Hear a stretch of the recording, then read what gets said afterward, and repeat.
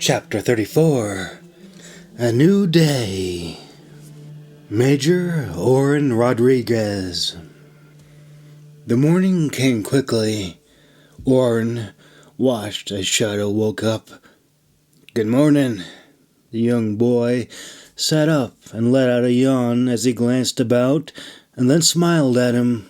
Oren smiled back as he held out a sheathed, bronze-hilted sword. I want you to have this," he declared. Shadow blinked. His fingers trembled as he hesitantly grasped for it, and then a big, toothy grin formed on his face as he freed the straight, double-edged sword from its sheath. It's yours. You're a man now," Oren declared. Shadow pointed toward the column of soldiers that were already beginning to move out.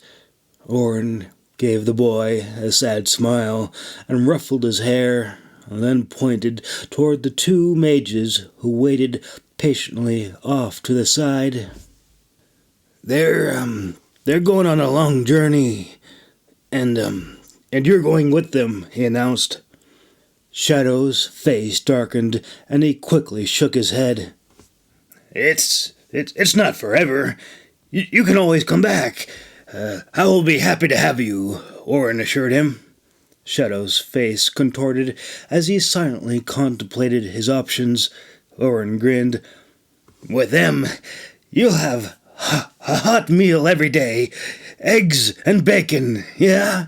he insisted, but Shadow was not bribed so easily. "Look here, Shadow. I need you to do something really important for me, yeah? You'll help me, right?" Shadow's chest swelled, and he quickly nodded. "Do you see those two ladies over there?" he asked. Shadow bit his lower lip worriedly. "That one over there mended my ribs, and she fixed Sergeant Grog's leg, and the other lady brought us food," Oren explained. "They're my friends. I need you to go with them to keep them safe, yeah? You can do that, right? Will you do that for me?" Shadow tilted his head to the side, and then, with a shrug of his shoulders, he sheathed the sword and nodded in agreement. You'll do just fine," Oren grinned. I won't forget you. Learn everything you can, and come back to us," he instructed. Shadow took in a deep, nervous breath and swallowed hard. "You did us good, lad. This is your big chance. Make us proud," Oren insisted, and let out a startled grunt as Shadow gave him a tight hug. Oren took in a deep breath through his nostrils as he returned their embrace and fought back the tears that were beginning to form. "All right, go on. I got to get moving," he grunted, and hurriedly turned away and moved down the line to hurry to catch up with Vila. Vila gave him a rough but encouraging pat on the shoulder. "It'll be all right. We did the right thing." Oren took one quick glance back. "Oh, I ain't worried about Shadow. I'm just worried about everyone else," he chuckled. Nora smiled as the young man nervously approached them. "He's so cute with his helmet," Traja gushed. Shadow frowned and folded his arms over his chest and turned away. "Well, he's not deaf," Nora remarked. "I like your helmet," Traja insisted loudly. Shadow didn't turn, and he fixed his gaze on the horizon and glanced about intently, standing guard. "Are you sure? He could be reading lips," Traja began. Shadow turned and shot her an annoyed look, and with a heavy sigh he glanced over toward the line of soldiers that were now tiny dark specks in the distance. Nora smiled when she saw Winter's silhouette burst out of the thick, fluffy white clouds. When her dragon glided down to meet them, Nora looked for the boy, but he was gone. Winter landed and then let out an annoyed hiss. Nora spun around. The young boy was now between them with his sword drawn. "Shadow, no!" she shrieked. Traja lunged forward, and with a light tap of her wand to the back of his head, Shadow flopped unconscious face first into the snow. Nora braced her hands onto her knees, and she let out an agonized sigh of relief.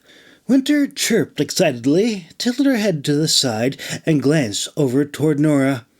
"Yes, he was being stupid. No, you cannot eat him. He's my friend. You would have done the same thing if a big dragon came at me," Nora reasoned. Traja smiled over toward her. "Now you really owe me big," she teased. "Yeah, son of Maltine, he was quick. I didn't even hear him."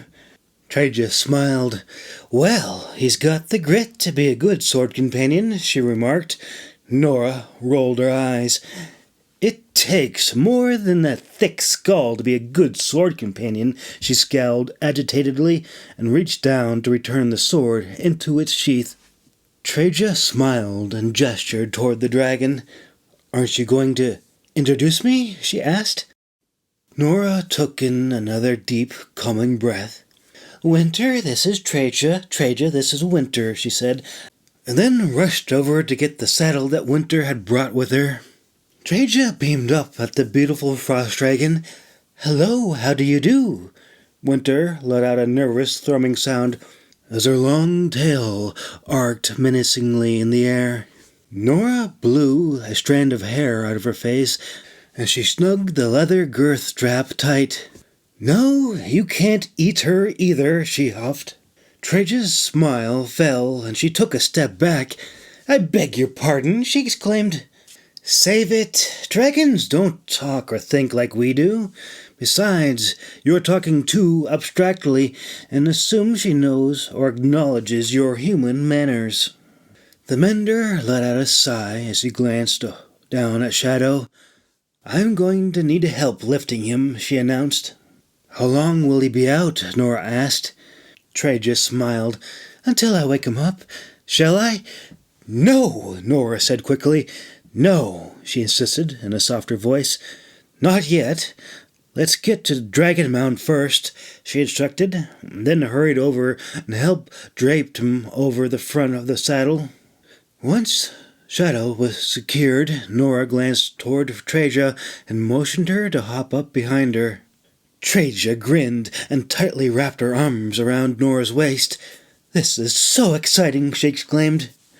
"Are you sure he won't wake up?" Nora asked worriedly. "Yes, I'm very certain." "Do you think I could fly?" Traja asked.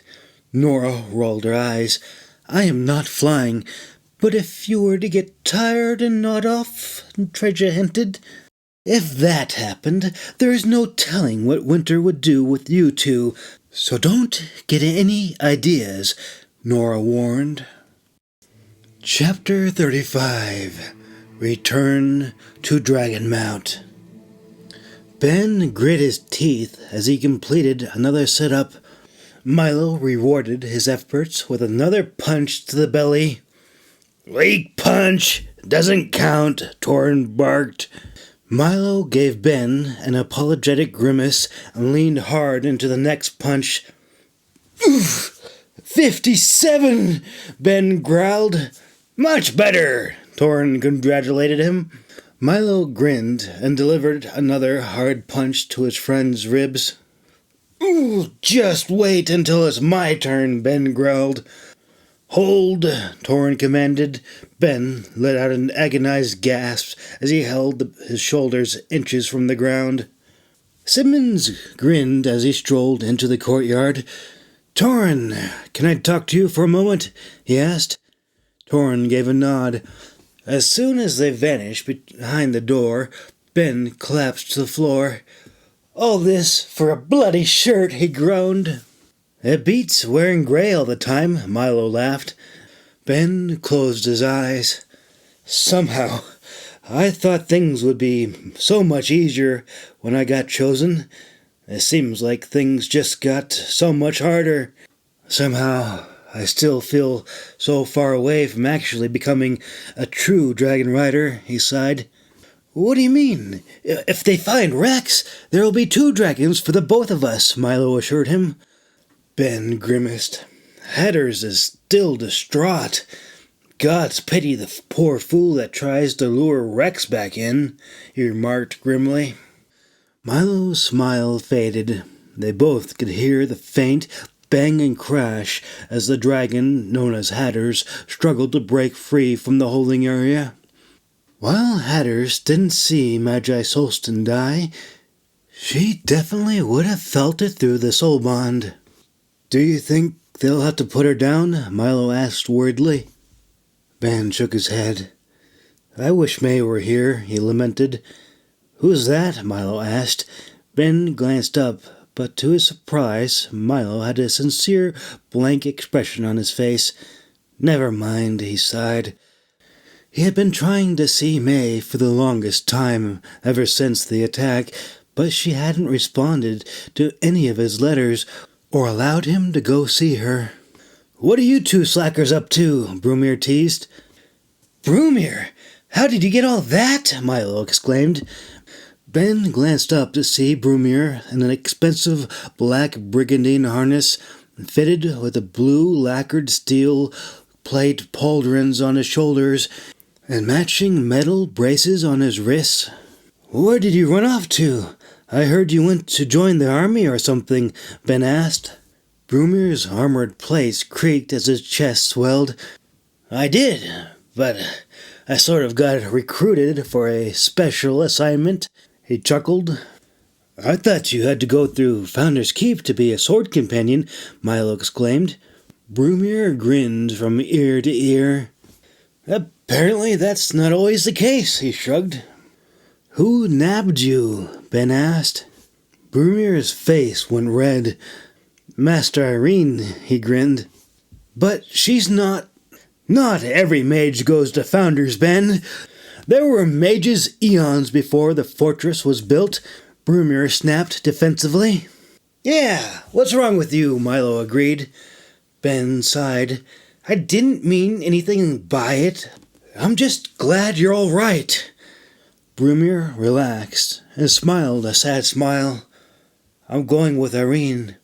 I don't know when or if I'll ever see you 2 again, he sighed. Where are you going? Milo asked. South. To Falmar, Brumir declared. A long silence followed. We'll come see you, Milo assured him. Brumir's face lit up. Really? How? He asked. Milo puffed out his chest.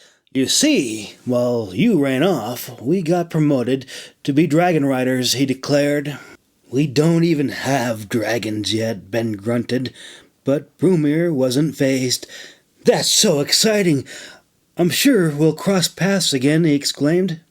Suddenly the door swung open behind him. Oof! Ben cursed. 98! Milo called out. Ben quickly went back to doing sit-ups. 100! All done, Milo declared. Ben collapsed down to the floor and glanced over toward Simmons and Torin. Their faces were tense with concern. Until they saw Brumir. Hey, Brumir! I heard all about it. Congratulations! Simmons praised him. Oh, no good deserter, Torin grumbled grouchily. Simmons chuckled and quickly translated, We're all sad to see you go, but it's for the best. Magicora spoke very highly of you. We would have promoted you as well, but I see Irene has already done that, he remarked. Brumir beamed happily. Thank you, Magi Simmons, and Master Torin. I won't ever forget you, he assured them. Torin rolled his eyes and tossed Ben and Milo their new blue and black shirts. Yeah, here, take these. Now get lost. Go have a good time in the town or whatever, he grunted. But Milo hasn't been objected. I said scram. You 2 cheaters can pay up later. And don't come back until the gods damn 8th day, or I'll kill ya, Torin barked. Cheating? Milo exclaimed in shock, but Ben quickly pulled him along, and Brumir hurried after them. Wow, that's amazing. I can't believe he gave you the whole week off, Broomier laughed. I wonder why, Ben remarked as he glanced back. Milo pulled his fresh new tunic over his head and grinned. Who cares? Are you coming to the tavern with us, Broomier? He asked. Broomier nodded, but then he stopped, and his face went red. No, he sighed. What? What happened? Milo asked. Ben cracked a grin. I think Broomier has been summoned by his mistress, he teased. Milo held his belly and doubled over laughing. Gods, Broomier! Can she really do that? He laughed. Broomier glared at them. It's not like that. Irene just needs me is all, he grunted. It's all right, I understand, Ben assured him. Broomier sighed. I will write to you both when I can, he promised, and then quickly turned away and headed upstairs. Milo glanced back toward Ben. What's going on? Aren't you coming? He asked. Ben nodded, and then held his index finger to his lips. Yeah. I'm just curious what Simmons and Torrin are up to, he whispered. Milo paused, but Ben quickly jerked him around the corner. What's going on? Ben shushed him again. Do you hear that? They're opening up the 2 large doors at the landing bridge, he whispered. So? It might be another dragon rider from another colony coming in. Gods knows we are short-handed. Now let's have some fun, Milo insisted. But Ben was determined to find out what he wasn't supposed to know. It's Magi Frey, Ben gasped. What? What is she doing here? Where's her dragon? How did she come in that way through the landing bridge without a dragon? Milo asked. Ben shrugged. She might have sent it away so no one would know she was here, he remarked. Milo raised his eyebrows. You can do that? With really well-trained dragons you can. I wouldn't dream of trying it with hatters or Rex, Ben whispered. Well, that's nice. They're probably up to some secret squirrel stuff. Let's get out of here before our time off turns into hard labor, Milo insisted. Oh, good point. I didn't think of that, Ben agreed. Chapter 36. A Strange Morning. Lady Savelle. The overseer glanced down at the letter. It had a fresh black and blue triangular wax seal indicating it was from Dragonhall, and a red star on the side indicating it was extremely urgent, and the red moon designated it as secret. Lady Savelle glanced up at her secretary. Do you need anything, Magi? She asked. Monique gave an apologetic curtsy. Magi Simmons from Dragonhall and Magi Gojenberry and Magi Beans and a young man called the Baru Kid have requested to see you, she announced. Savelle squinted her eyes. She was good with names. She knew Simmons, of course, but something seemed a little bizarre. There was rarely ever good news from Dragonhall. Lady Savelle pursed her lips, and then, with a long, lacquered nail, she neatly broke the seals and extracted the letter. A short while later, the paper caught fire and floated itself toward the little bronze waste bin. Send them in and take the day off, she instructed. Monique blinked. But I haven't, she began. Lady Savelle's dark, narrow eyes cut into her secretary. Shall I find a more creative way to make you busy? She threatened. Monique spun around and hurried out the door, and in strode the tall, wiry Simmons in his blue and black tunic. 3 others followed behind, 2 women in black cloaks, and a boy with dark skin and big, curious, almond black eyes that darted about in every direction. "Magi Simmons," Savell remarked. Simmons grinned and made a sweeping bow. "Good morning, Overseer. Thank you for seeing us on such short notice." Lady Savell thinned her lips and glowered at the 2 women in black cloaks. "Won't you introduce me to Magi Gojenberry?" she asked. The tall woman on the right reluctantly pulled back her hood, revealing the long, tight auburn red braid, and gave a curtsy. "Nora Frey, at your service, Lady Savell," she whispered in a meek voice. Savell closed her eyes and rubbed her forehead. "Son of Maltine, the Menders are going to have kittens when they find out," she muttered. It was then the other woman stepped forward. "I am Traja, the head mender of Helvisti's 3rd Regiment. We have come on special request. No one else needs to know," she declared. "Well, this morning keeps getting better and better," Savell remarked with a grim sarcasm. "I suppose you 3 think you're clever. No one will notice a tall woman in black cloak coming from Dragonhall," she scolded them. Nora lowered her head. "Forgive me, I should have stayed behind," she apologized. Savell pressed her lips together and glowered at Simmons. "What is this all about?" she demanded. Simmons swallowed hard.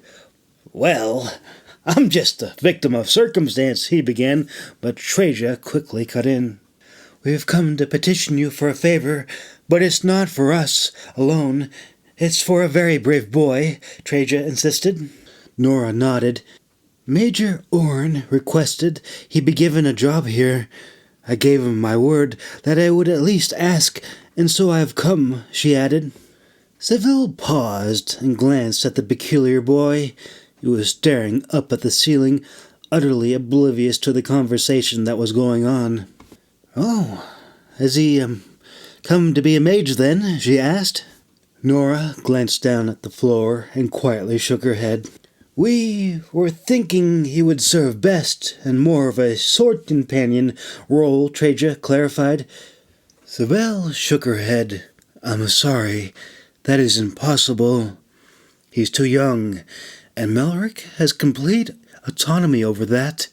Furthermore, Glendon is full of street urchins and orphans. They are not running a charity here." "He saved my sword companion's life, and dozens of others," Nora insisted. "Fine. Give him a medal and a few gold coins, and send him off to a nice school somewhere," she shrugged. "It's not that simple," Nora tried to reason. "It is that simple," Savell insisted, and then frowned when there was a loud and very curious tapping sound that came from the floor in front of her desk. The overseer rose to her feet. The boy was sitting on the floor with a novel crescent-shaped obsidian blade in his hand. What's he doing?" she demanded. Simmons bit his lip. Making a knife, I think," he remarked. Nora nodded.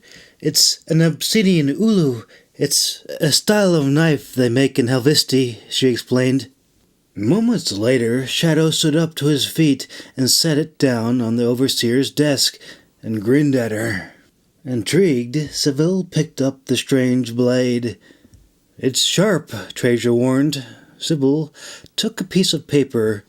Her eyes widened as the stone blade effortlessly sliced off a razor-thin piece of parchment. "I see that," she remarked.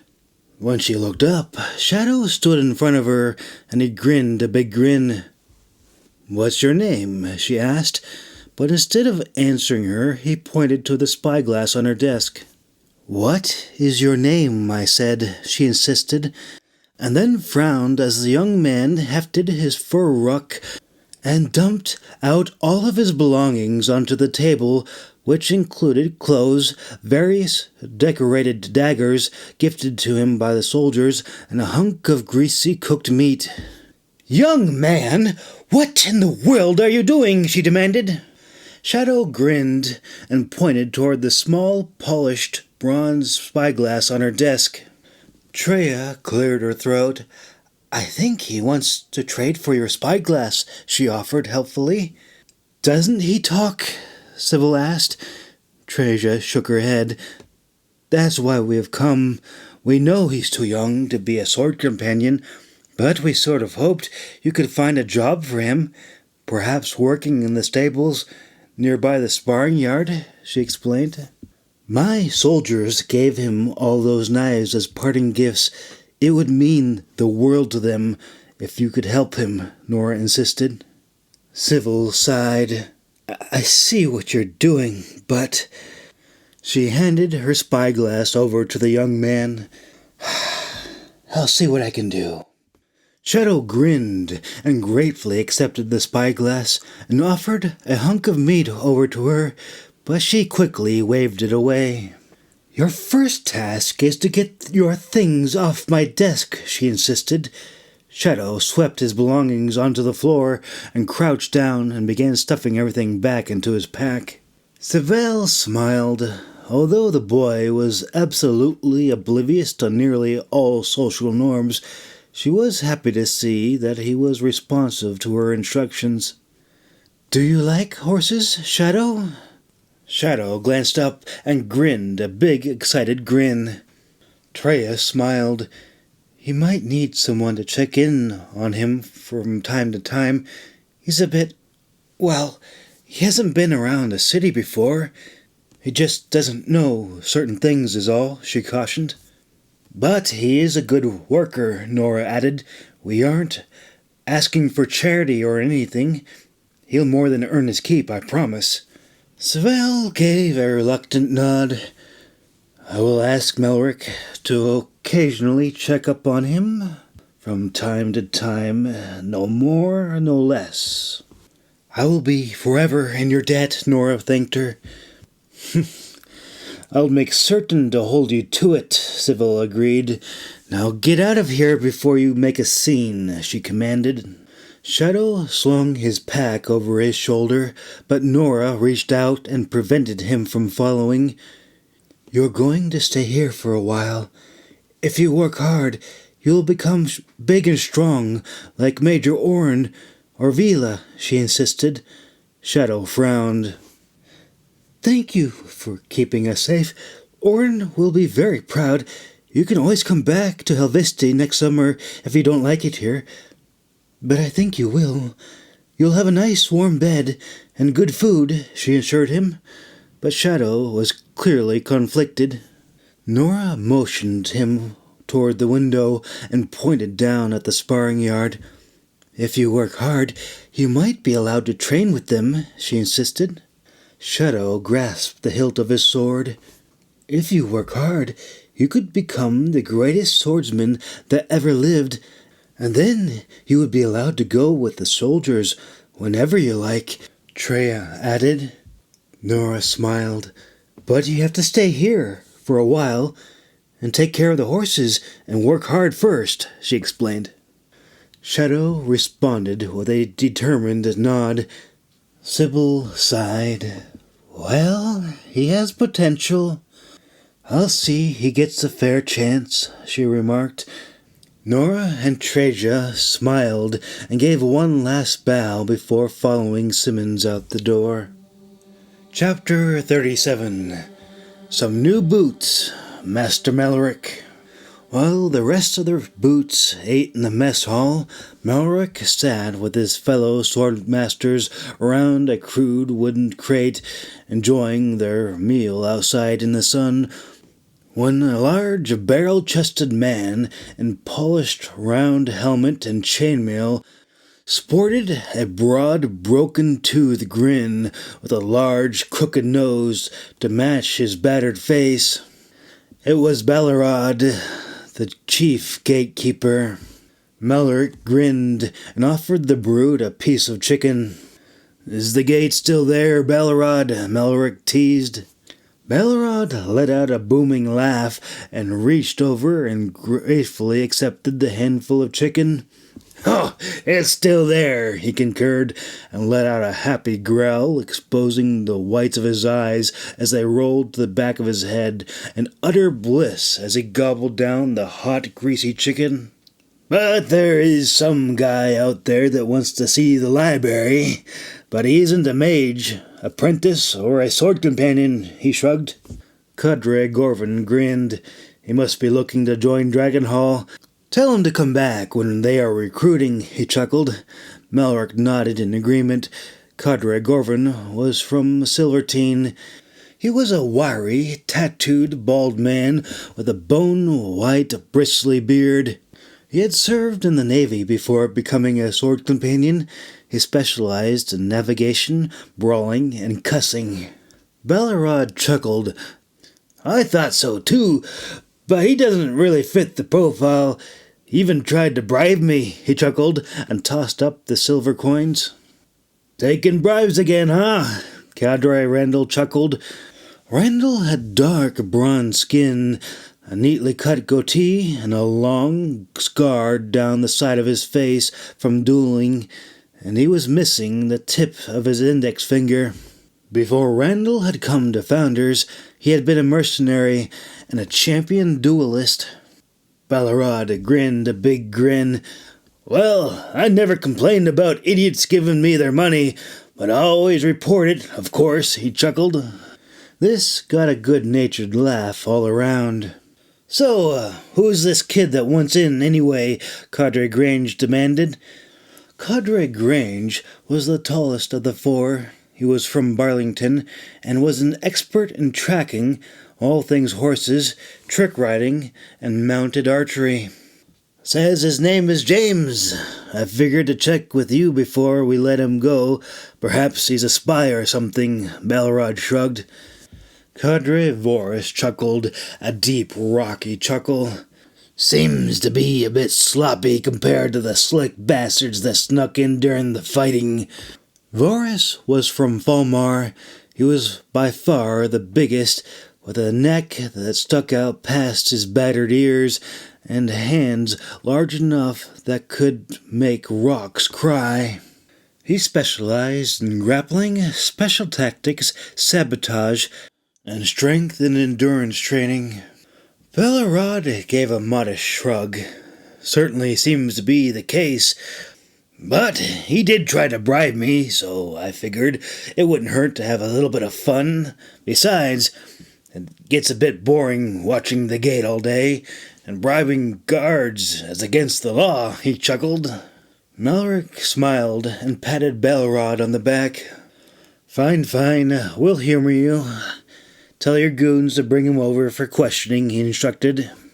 Ballarod grinned and gave a wave, and 2 guards escorted the very frightened, spindly young man in the gray dress pants and polished black boots and matching gray overcoat. Randall nudged Melrick with his elbow and motioned with a smirk over toward the small sword attached to the young man's belt. Melrick folded his arms over his polished bronze scale chest armor as he strode over to the captive. "What's your name?" Melrick demanded. All the while, he continuously circled about the trembling young man, who appeared to be one good scare away from wetting himself. "My name is James. I just wanted to see the library, sir," he sniffled. "Are you a spy, James?" Melrick asked in a cold voice. James burst into tears and quickly shook his head. "I'm not a spy, sir," he insisted. "I would say the same thing if I were a spy," Melrick whispered into his ear. "I'm not a spy," he panted. "I just wanted to go to the library and ask a few questions," he insisted. "What do we do with spies, Voris?" Melrick asked.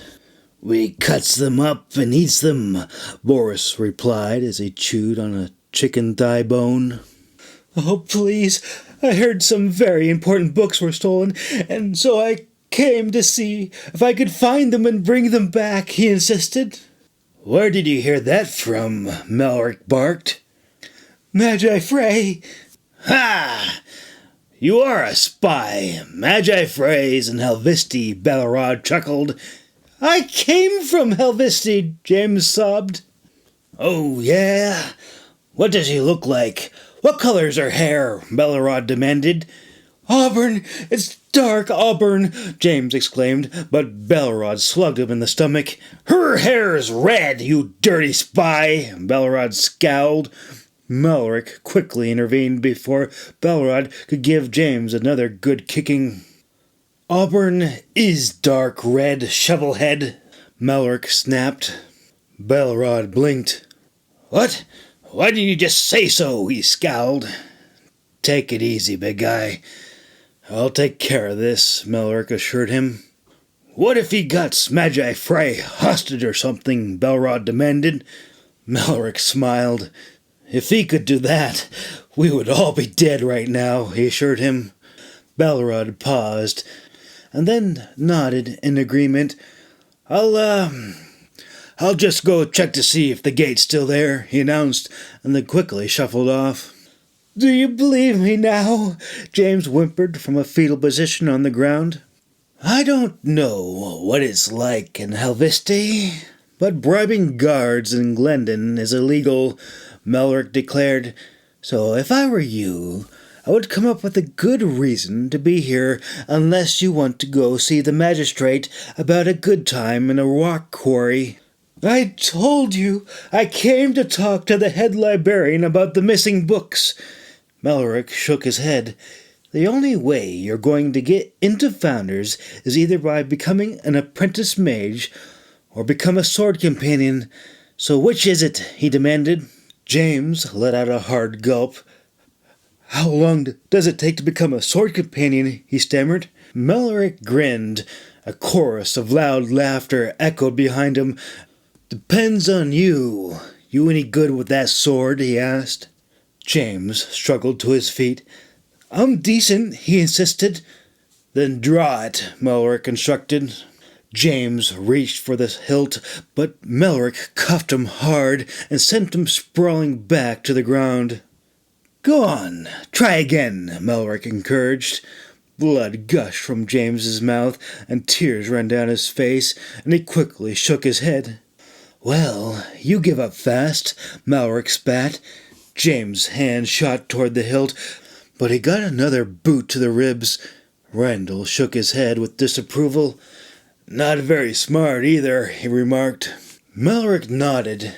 Tell you what, take your ugly face and your little girly sword home, and we won't send you to work hard labor in the rock quarry, he insisted. James retched and gasped as he struggled to his feet. I'm not going until I see the library, he vowed. Randall grinned. I tell you what, if you can draw your sword, I will show you the library, he offered.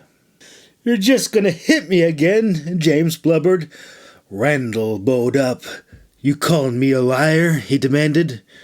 James brandished steel. Randall's rough hand snatched the naked blade and walloped the young man across the head with the handle. James crumpled to the ground, but he had a defiant grin on his bloodied face. I drew it! I drew it! He shouted brokenly. Randall grinned. You see that big tower behind those walls? That's the library, he announced. James stared up at the sculpted, shimmering white courts that spiraled up to the sky. If you can last a minute against me in the sparring yard, I give you my word. You'll see the inside, Randall declared. James fought back angry sobs as he sat up. But, he exclaimed. You got any talents besides whimpering like a she-dog? Gorvin demanded. James stared up at them in surprise. I'm a good swimmer? Gorvin's colorful tattooed face lit up. Oh, you can swim, eh? Good, good, that's really good. All you have to do is tread water for 5 minutes across that pond over there, and you can join the rest of the boots for training bright and early tomorrow morning. James blinked. That's it? He asked. Mallory grinned and glanced over toward the old Navy man. Oh, yeah, Gorvin nodded, and then held up a heavy chain. It's easy, he assured him. James wiped the blood from his mouth. I can do it. Melrick gave a nod. Gorvin shrugged. All right, he agreed, and tossed James the 20-pound length of thick, rusted chain. Malrick was about to lead the way to the pond when he sensed the soft tug on his soul bond. The overseer needed him. I have been summoned, he announced. They gave him an understanding nod, and he turned. Malrick sensed that she was close by. While he might have been happy about avoiding the long climb back up to the tower, he already knew that she intended to ask a large favor. The moment he rounded the corner, he spotted a young boy with an overly large sword tucked in his belt. Master Malrick, this young man's name is Shadow. He has come all the way from Helvisti, Sybil began, but Malrick immediately shook his head. Absolutely not. I'm not taking in kids. Plus, there is no way he will be able to pass the strength or conditioning tests, he growled. Sybil smiled. Yes, of course, I wouldn't dream of interfering. I trust you completely. I'm just here to ask a small favor for a friend. Malrick's face hardened. He did not respond, and braced himself for what was to come. Major Orne has requested that the boy be given a job. I thought possibly he could earn a room and board by working in the stables, she announced. Malrick's frown deepened. There is plenty of jobs and plenty of stables in Glendon. What does this have to do with me? He demanded. I merely request that you check up on him from time to time. That's all. Not purely for me, but as a kindness to Major Orne. I was told the boy saved many of his men's lives, she insisted. Malrick was silent for a long moment. Major Orne had been his friend, and he quickly recognized the scrollwork and the bronze hilt of the boy's sword. Orne had even been a sword companion once. That was until his mage died from overcasting. Malrick swallowed hard, and then gave a reluctant nod. I will check up on him, he agreed. What's your name, kid? Shadow grinned, a white, toothy, determined grin, and puffed out his chest.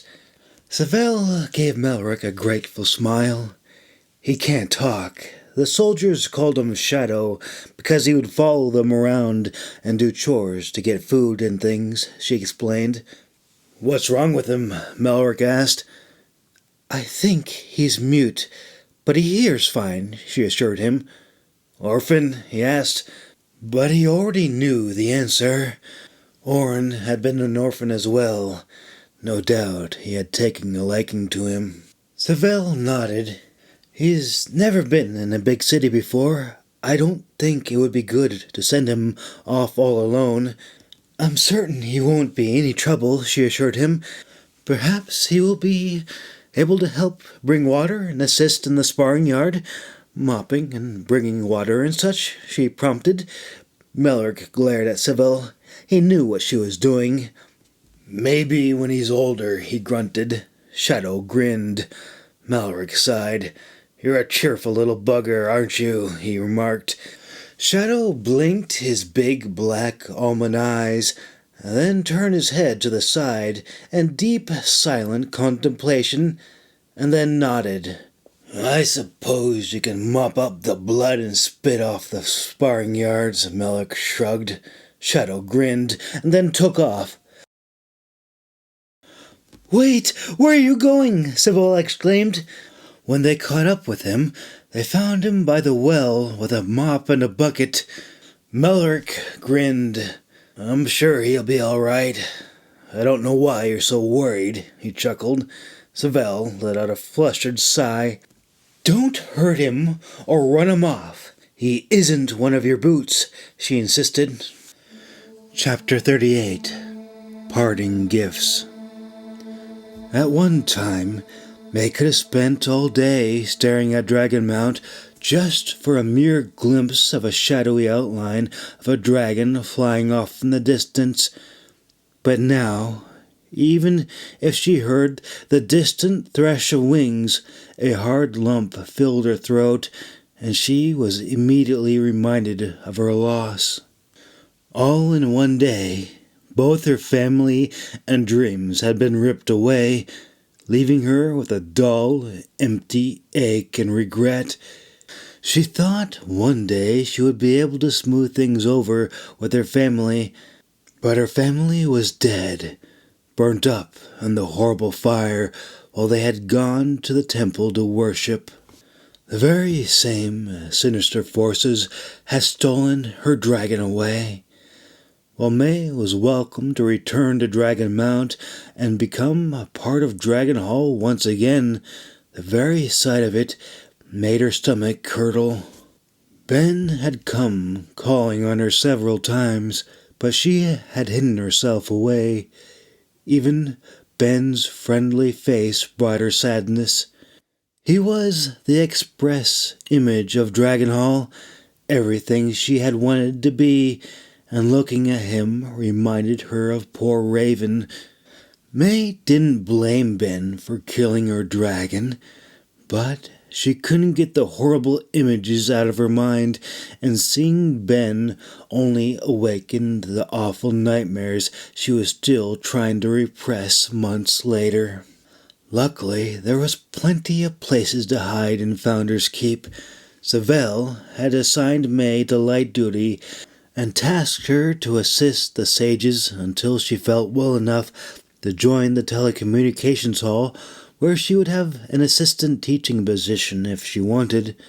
It was still technically more light duty, for whenever she felt brave enough to go out about in public again. The library was full of sad stories like hers, mages who had lost sword companions, and/or field mages that just needed a time of reprieve from the horrors of war. May was just another sad ghost, another sad story that haunted the library. When she wasn't at the library, May sat alone in the dining hall. 3 long years as an apprentice mage and a short stay in Dragon Hall had left her hands coarse and dry like a farmer's. Even though she had grown up in a wealthy family, the white tablecloths and expensive beeswax candles on the polished silver candle holders felt so strange to her. May tensed as a woman in a deep blue and black cloak passed her by.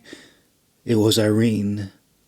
May quickly fixed her gaze onto the table, hoping that she wouldn't be noticed. That was a little harder now with her new black gown and her matching cloak that bore the braided green 3-stranded cord, indicating that she was a telepath. Irene turned, and then her eyes lit up as she smiled and quickly hurried over to her table. "I almost didn't recognize you with your hair." May felt a lump form in her throat as she reached up and self-consciously grasped at the fringes of her dark chocolate-brown hair. Her hair had just barely grown past her ears, and it was in the horrible in-between stage, still too short to do anything nice with, and yet too long where it sprang out in all sorts of strange directions. "Ben asked me to ask about you," Irene ventured. May stared glumly at the strawberry jelly toast. and the flipped over easy eggs and bacon on the white porcelain plates, along with a colorful assortment of orange slices and red grapes. "It wasn't your fault," Irene assured her. "I know," she agreed. Right then, the small bells began to chime, signaling that it was the blessed 8th day. "Will I see you at the temple this evening?" Irene asked. May gripped the fork in her hand and stabbed at the egg. "My parents were in the temple when the Droon attacked. They were locked inside and burnt up. Now they're worm food," she remarked grimly. Irene's cheerful smile faded. "I'm so sorry. Perhaps we can light a candle and sing a song in their memory," she offered. "What's the point? If the gods won't save us, what's the point?" May huffed. "They are in a better place," Irene assured her, and reached over, giving May's hand a comforting squeeze.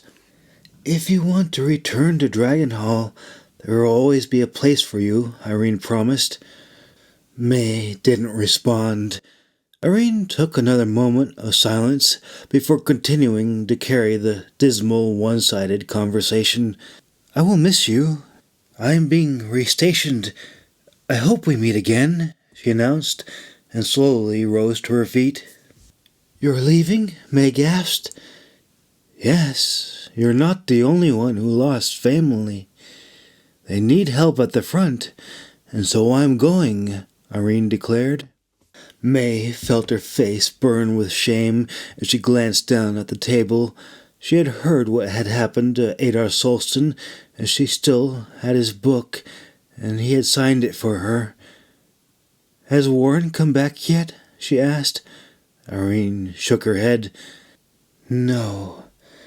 I hope they find Rex all right. Everyone is still out searching," she sighed. But when Irene turned to leave, May quickly rose from the table and gave her a big hug. Irene hugged her back. "Be brave," Irene whispered. Tears welled up in May's eyes. "I never thanked you for saving me," May sobbed. "Thank me by living your best life," Irene insisted. "I will," May promised. "But I'm not ready to go back. I can't go back yet. I'm not as strong or as brave as you are," she sniffed. Irene hugged her tighter. "I miss that silly recruit who was braver than us all," she teased. "Me too," May agreed brokenly, and reluctantly released Irene from the tight embrace. Irene smiled and pressed a book into her hands. "Take this. Warren would have wanted this to go to someone who could have appreciated it," she announced. May gasped. "This is Master Warren's personal journal. I can't. What if he's still alive?" "I have already read it, and I won't have room or a place to store it, and if some way, somehow, he is still alive, I trust you will be able to give it to him," Irene insisted. May did her best to wipe the tears from her eyes. "I will, I promise." She gulped down another sob as Irene gave her one last hug, and she turned and watched Irene leave with a man in a black studded brigandine harness and matching black cloak that indicated he was a sword companion. May couldn't help but wonder whom she had chosen, but quickly decided she wouldn't be a busybody. May glanced down at Warren's journal and let out a heavy sigh as she sank back down into her seat and stared at her food. Every bite reminded her of her failure and cowardice. May pushed away the plate of half-eaten food, tucked Warren's journal into her satchel, and proceeded toward the library. There were so many places to hide in the library. The library extended through the whole tower, except for the 87th floor and the 88th floor, which belonged to the overseer. The library didn't just stop at the base level, it went all the way down to the 88th floor below ground. Technically, only the head librarians and the overseer could go to the bottom level. May pressed through the heavy wooden doors and bit her lip as she paused to select a candle, albeit when she lit it, she became aware of the trail of crumbs at her feet. May's eyes narrowed as she grit her teeth and her hand balled into a fist. Who would have had the bloody gall to do this?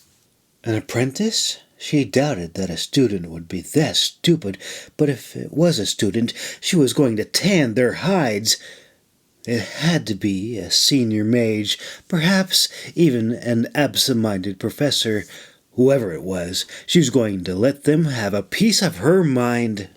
Candle in one hand and the hem of her dress in the other, May took off at a full run, but when she rounded the corner, she stopped and stared. It wasn't a sloppy apprentice or a mage.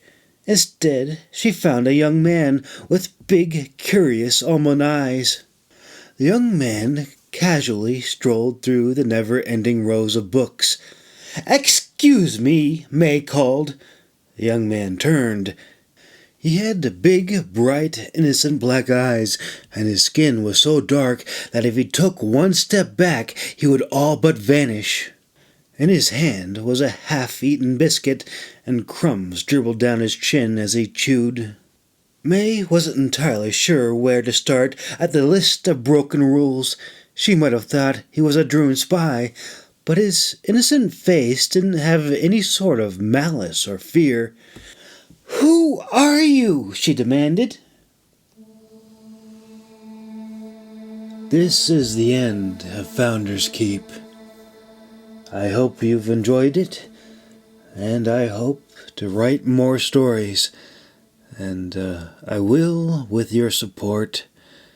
Thank you for listening.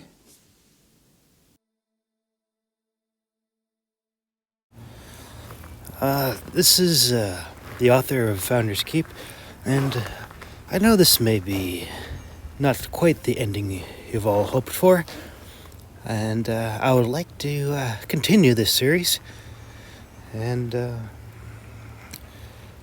well, I need your help. Writing is a challenging thing, and I'm not asking for money. I just ask that you share this. And the hardest thing about writing is to get your work out, and I could submit this, but instead I'm submitting it to you, the audience, and ultimately you decide. Because there's no way, no one like me, a nobody like me, will ever be a truly published writer. Unless the audience, I have overwhelming support from the audience. People like you who have taken the time to come along with me for this adventure. And thank you so much. And have a wonderful Christmas, a wonderful New Year's, a wonderful Hanukkah, a wonderful Thanksgiving, a wonderful adventure. Again, thank you so much.